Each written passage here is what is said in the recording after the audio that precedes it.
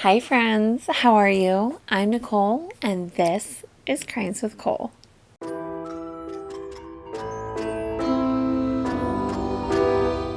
So, hello. How are you guys doing today? I hope you all are having an amazing day. I hope you've had an amazing week and are ready for another crazy crime story. In today's case, we will be talking about a young couple who had taken a stroll down Lover's Lane and their lives were taken way too soon.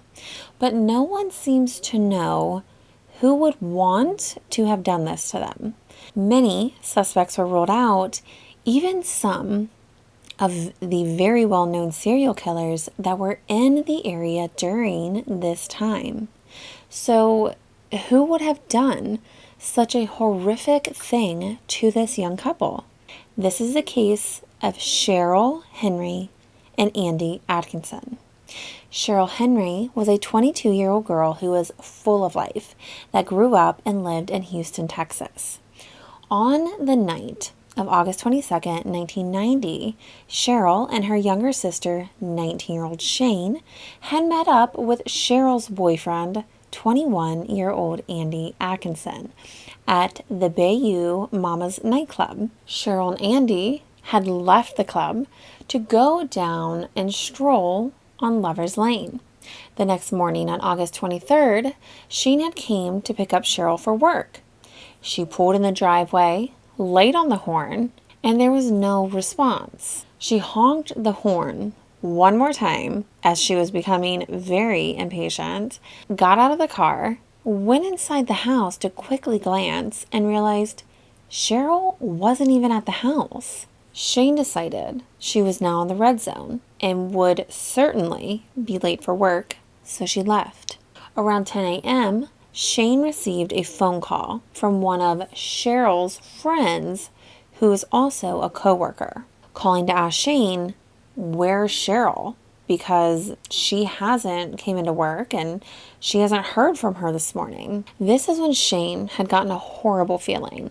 And although based on the previous night, most of us wouldn't think anything out of the ordinary. She's a 22-year-old girl going out with her boyfriend. Of course, she's going to be late to work. They probably stayed up too late. But Shane couldn't shake this uneasy feeling she had about her sister. She knew that something had happened. This was just not Cheryl staying out late with her boyfriend. Shane had asked to leave work early, but was told no. Meanwhile, Cheryl's family and friends are all now aware she is missing and starts looking for her, trying to figure out where she and Andy could be. As soon as Shane got off work and arrived home, she told her mother, Barbara, and her stepfather, Dan, they needed to call the police and report Cheryl missing. Everyone has been searching on their own and there are no signs. We need to just bring the police in, and that's what Barbara had done.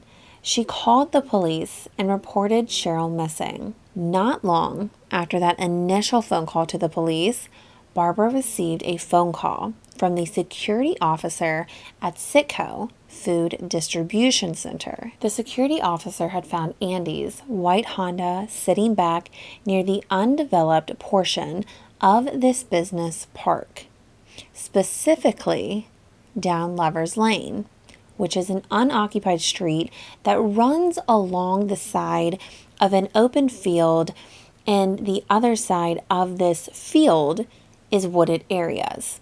So it is absolutely the perfect place for people who want privacy, hence the nickname Lover's Lane. But the security officer noticed Andy's car still sitting there during his second round of patrolling the property. As he had approached the car, he discovered it's empty. He also noticed that the windows were cracked, the seats were reclined, and the key was still in the ignition in the idle position.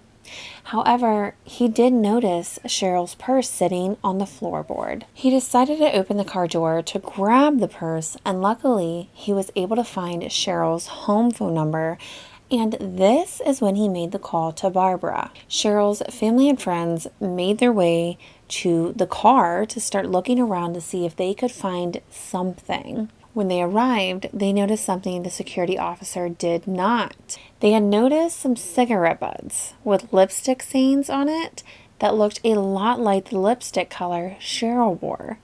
They also noticed some deep, dark stains on the inside of the driver's door. They were unsure of what it is and did not want to contaminate it, so they just left it. By this time, the security officer is walking the tree line to see if maybe there's something else that would indicate where Cheryl and Andy had gone.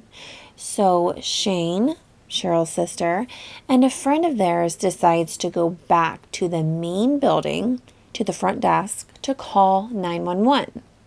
After the call, they waited 40 minutes before realizing that police were not coming. So they called 911 again, and this time were slightly more frantic about it, saying that there were 2 missing kids and a bloody car. We need you now. The police instantly showed up, followed by a search team and first responders. Helicopters swarmed the area above. Dogs searched the grounds below. And as this chaotic day continued to unfold, Shane fell into a daze. She walked up to her dad, and as he wrapped his arms around her, she saw an officer approach her mother.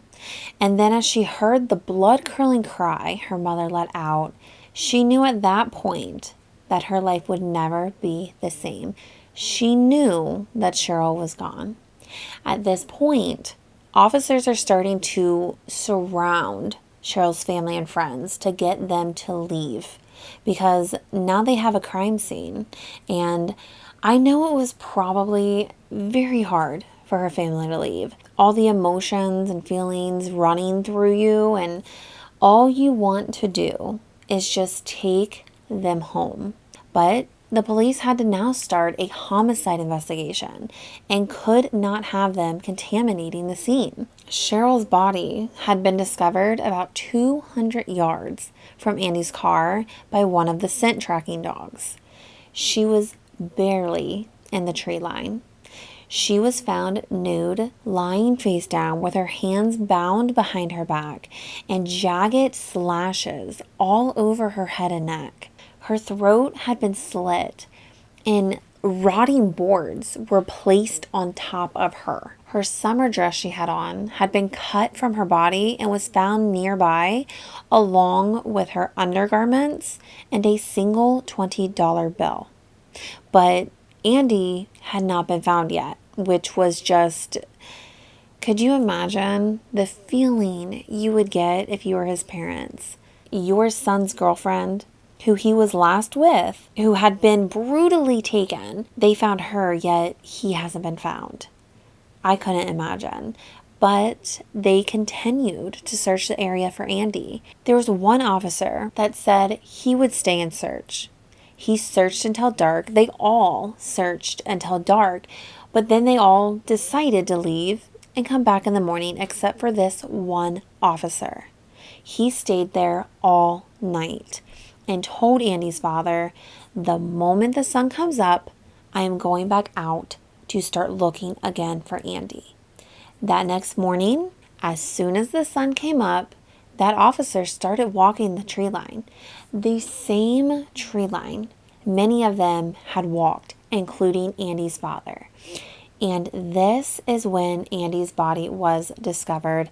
And by the grace of the Lord, Andy's father did not find him, even though it was in the area that he had been searching the previous day. Because Andy had been tied to the bottom of this huge tree. He was sitting on the ground, like fully clothed, with his hands bound behind his back, and his back was against the tree, tied to it, and his legs were just straight out, and he was facing the woods. Like Cheryl, his throat had been cut. His throat had been slit so deeply, though, that he was nearly decapitated. They also oddly found golf clubs and golf balls that were from Andy's car, but the clubs were lined up in a line, pointing towards where Cheryl had been. Now, the scenarios on what really happened that night are countless.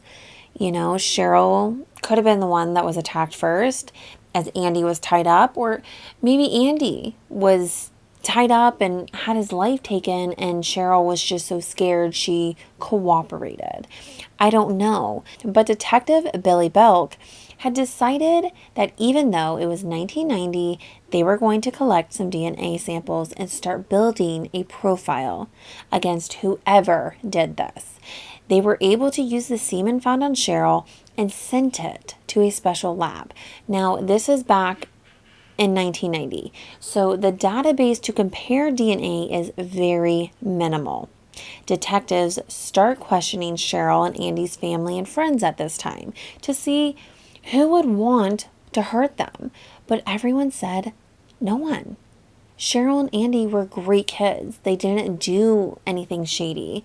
They were very well liked. There is no reason for anyone to want to harm them. But Cheryl's family did mention how Cheryl and her one friend were kind of on the outs during this time.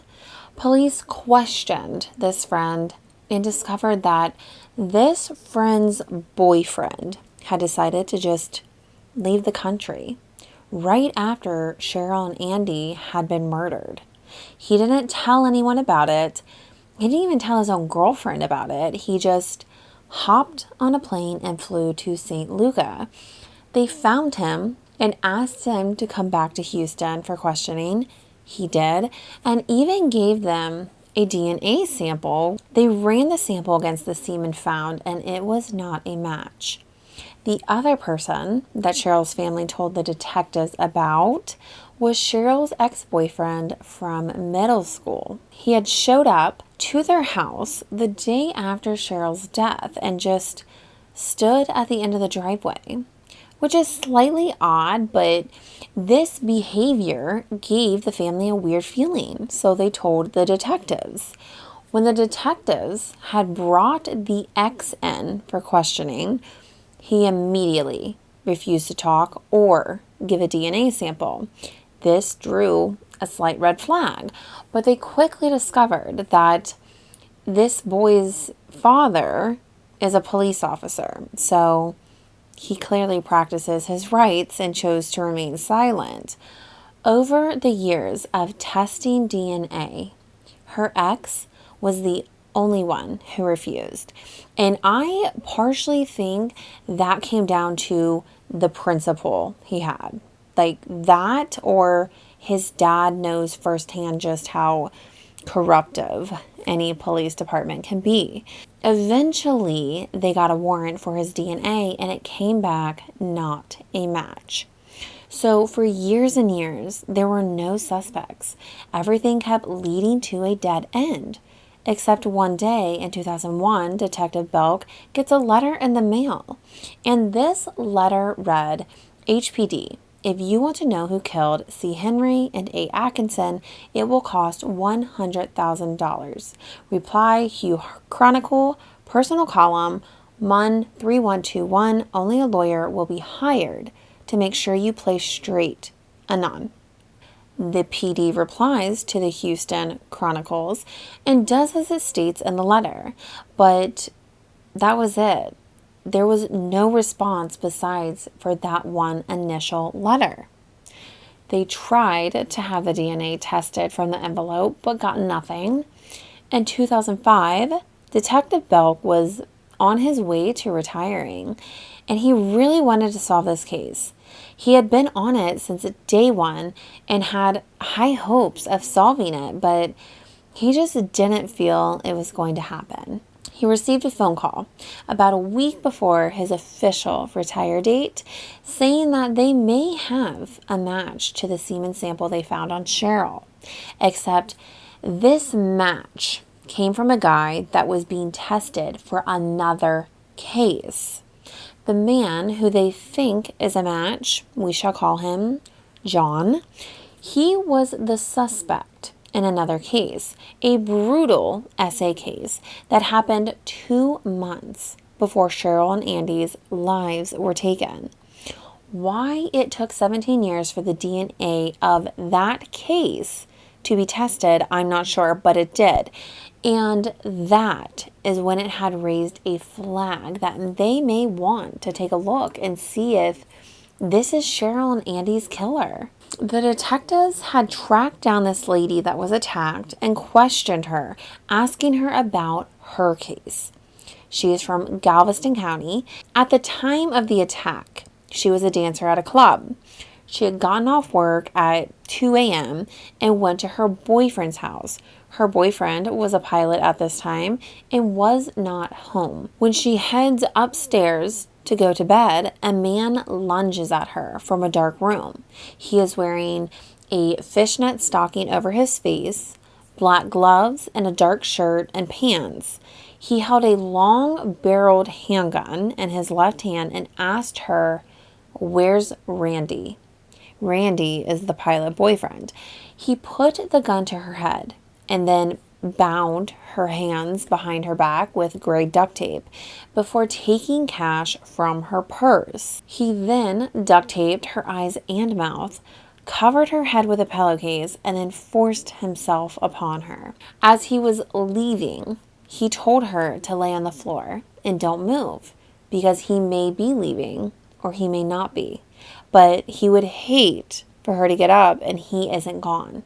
Detectives are trying to piece together how this lady, who is a dancer at a club, would have any connection with Andy and Cheryl, and they discover that the club she worked at during the times of her attack was the club that Andy's father owned, and the same club that Andy would occasionally bounce at. And Cheryl, along with one of her really good friends, had worked at another club, not the one Andy's dad owns, but a different club for a short period of time as cocktail waitresses. As soon as the media got wind of this, they sort of blew it out of proportion. Shane, Cheryl's sister, really made it clear that Cheryl worked at this club for like a couple of shifts. It wasn't even long enough for people to remember her. So, like, trying to tie all of this together is just senseless. But that really was like the last huge update in this investigation. They never found who had attacked or took Andy and Cheryl's life. This case had turned cold, and I think once Detective Belk had retired, the drive to find the killer had died down as well, but hopefully, with today's technology, something will come up and give both of their families some closure. But that is all I have for today. You'll have to let me know what you guys think. And until next time, please remember to be safe, and I will see you then. Bye!